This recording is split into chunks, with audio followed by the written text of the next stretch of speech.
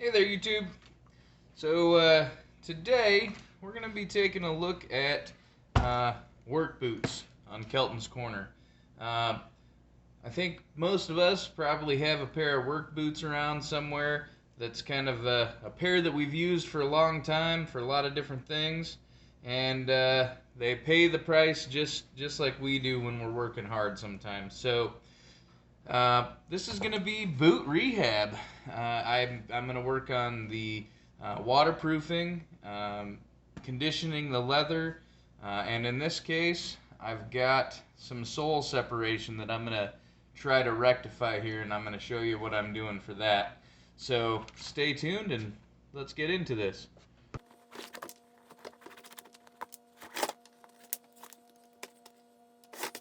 Okay, so what you can see here in the boot, there's some normal creasing, wear, tear, some cracks, a little roughed up toe, but overall the boot is still pretty solid, except for the separation in the sole that I'm starting to get in the boot. And so I'm going to show you what we're going to do to fix that up. And then this is the worst. You can see here quite a bit of separation going on there. But first, after we've got the laces pulled and then the little extra decorative pieces of tongue leather there that give that little extra leather cover in the tongue, first thing we need to do is we need to kind of clean them off. So one thing that I do, I take an air compressor, blow all the dirt out as best I can. That's really going to be important, especially down here where I've got the seam separation going for what we're working on fixing that today. And then I take one of my boot brushes and I will do a quick brush to get off any of that extra excess dirt.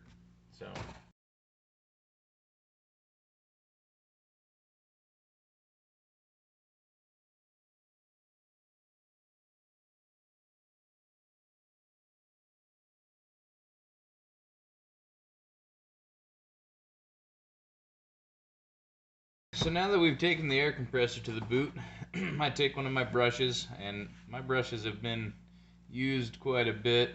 This is kind of my rough work brush. Then I've got a little bit nicer polishing brush there. We're going to take and just kind of brush and get the rest of that dirt off of there as best we can before we move on. Focusing really hard on the seams, because that's where I'm going to be doing a lot of the work. In my boot rehab, we're going to be doing a lot of sealing of those seams. We'll get to that here in a bit.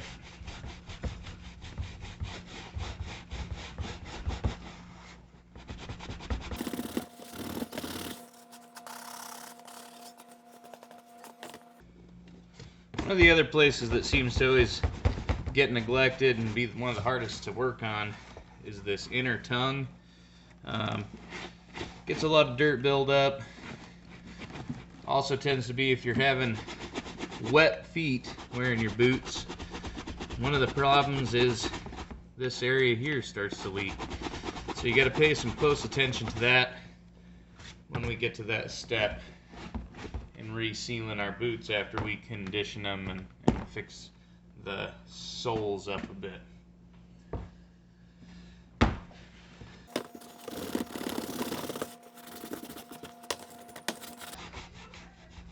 I do this with my hunting boots as well. This is just a pair of work boots that I use around the house and stuff like that. But this process works pretty well on most all boots. I do my cowboy boots in a similar fashion. So yeah, works for me. May not be the method you use, but hopefully you learned something from me today. And I'd love for you guys to leave comments with ideas on things that you guys use. So, now, our real problem here is this sole separation. Now, of course, I could take this pair of boots in to get it resoled or something, and they're a nice pair of boots. They're a pair of Red Wing shoes that I've had probably, 14 or 16 years. And and if you take care of them, they'll last that long. They'll really do a good job for you. But the sole is really what's starting to give out on me, and I could pay somebody to redo them.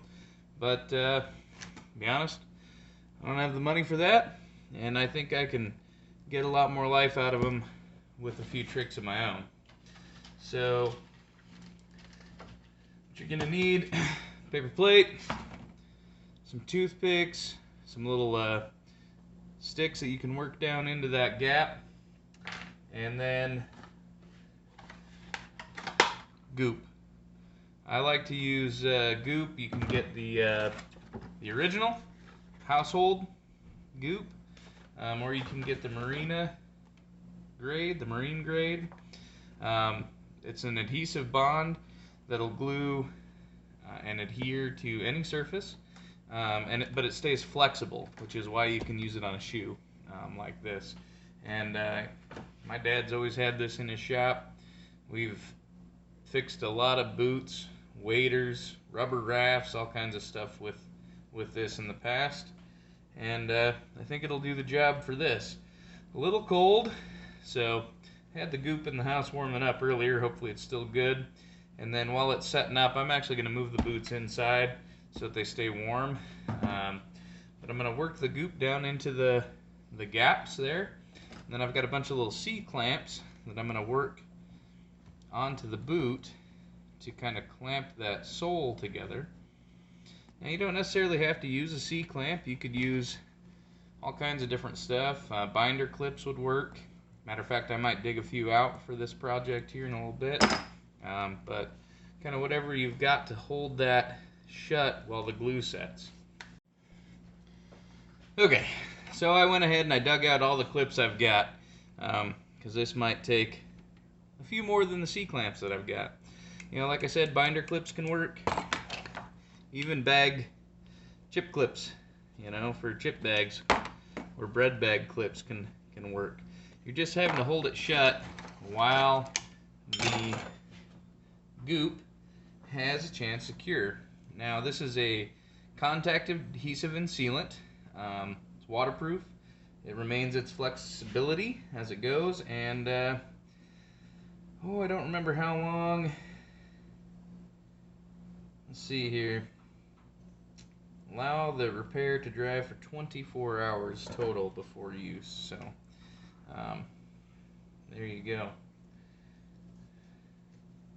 So we're going to take some of that, and it's clear.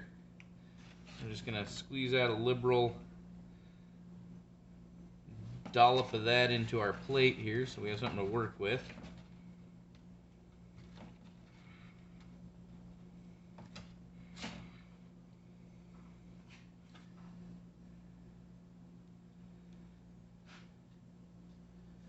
And ideally, before you adhere to surfaces with goop, you'll let it sit for up to about 10 minutes to start the partial curing process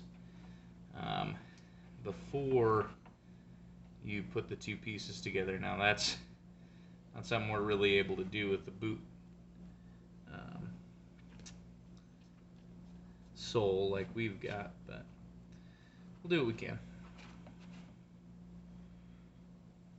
So I just kind of twirl it onto the toothpick, and I work the toothpick down into the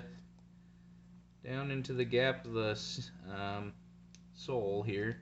I'm really trying to work it in there as deep as I can because I want the adhesion to go as far back as it has separated, and then from there I work it out to the edges of the part that has already separated, trying to get full coverage all the way across that opening.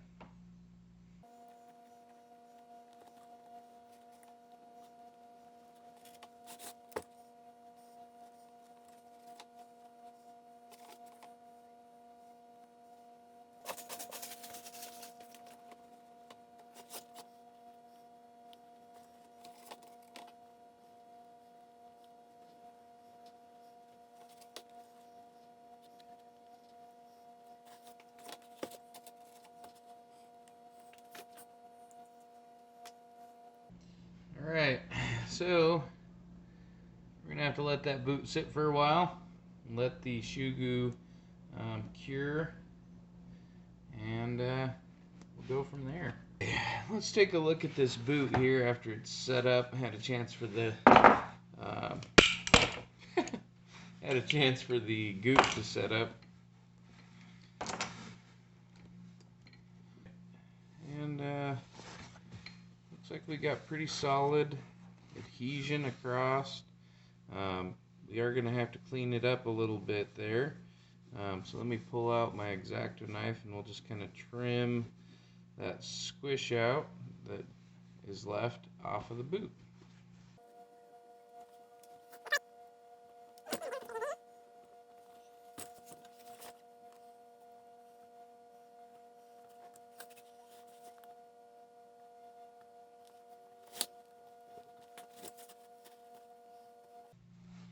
And there we go.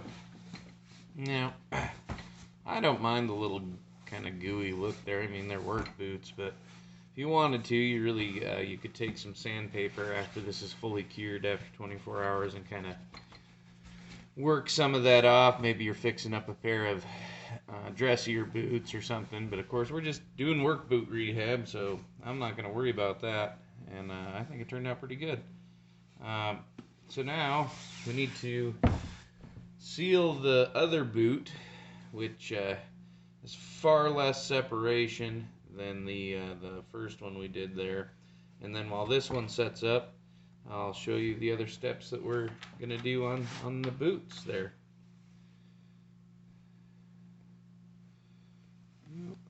Got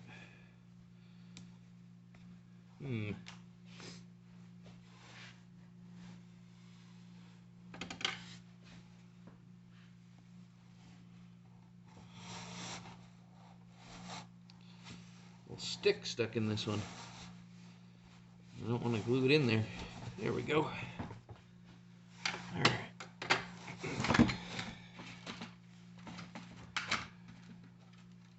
So turn to a clean spot on our plate.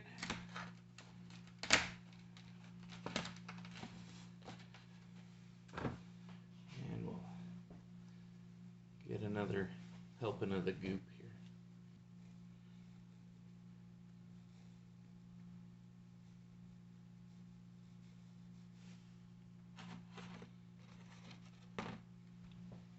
So some of this here, I'm really trying to work it down into those edges so that it quits splitting any further. I don't know if you guys can see that there, but I'm really trying to get it all the way down to the end of the split in both directions here.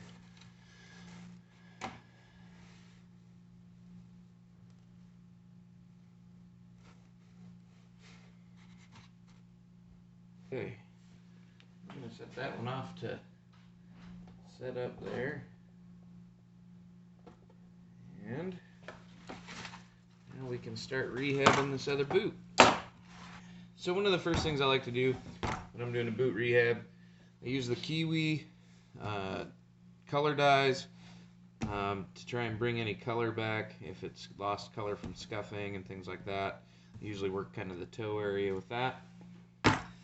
Then I do my conditioning with Obenhoff's heavy duty LP leather preservative, and to be honest, I've been using this for quite a while and my labels have all worn off, but Obenhoff's.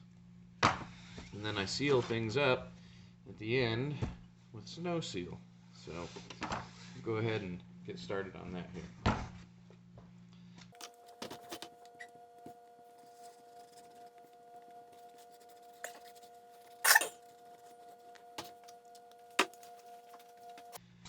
And I put the Obenhoff's on just with my fingers. The warmth of your hand kind of helps liquefy it a little bit for working it into the leather. Then after I've worked it in there, I also go back through with a hairdryer and heat the boot.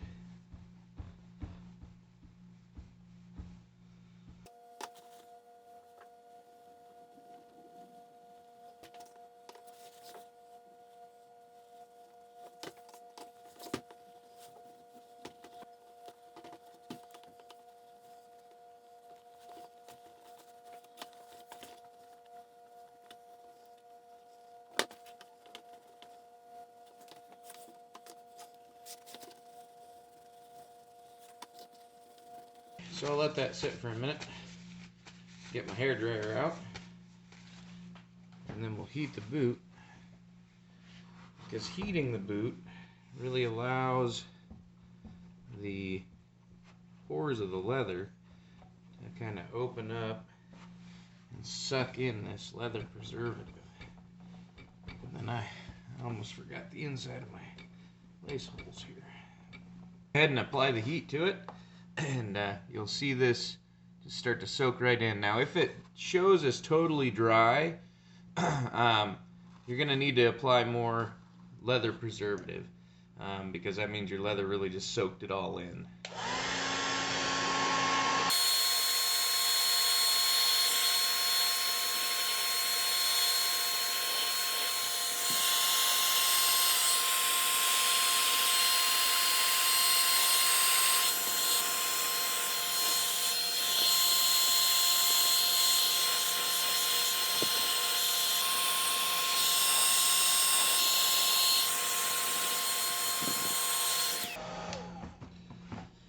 Okay, and that's really all it takes for that part. And then I go through with a rag or a paper towel.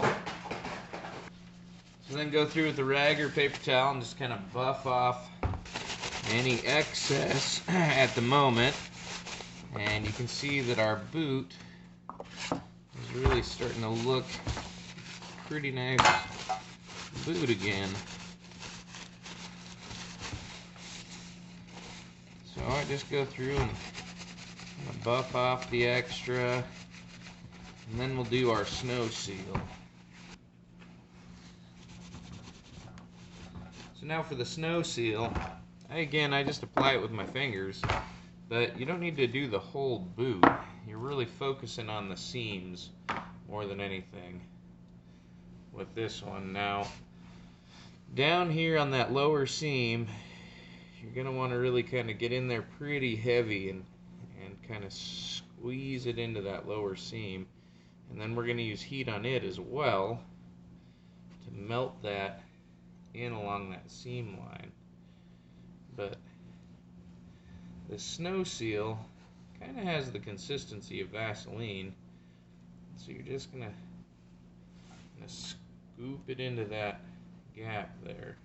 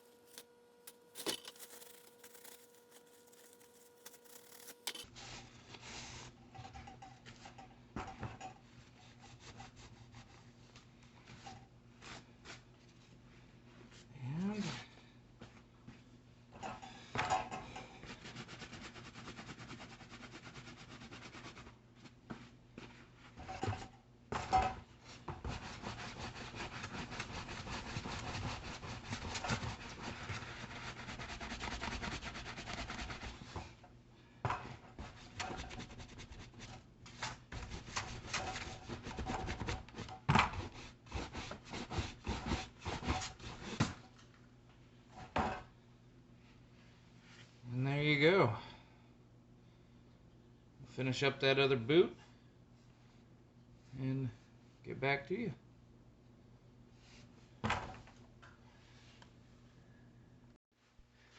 Okay, we've got the second boot all done up. We have the sole reattached with the goop.